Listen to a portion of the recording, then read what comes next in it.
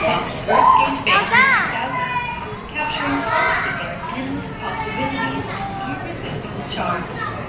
In fact, the term K-pop was coined by Angie Dudley, a blogger whose whimsical creations took the internet by storm. From pop culture-inspired designs to classic holiday treats, K-pop is making beloved favorites, often created as body models. Meron pa doon sa kabila. Yan.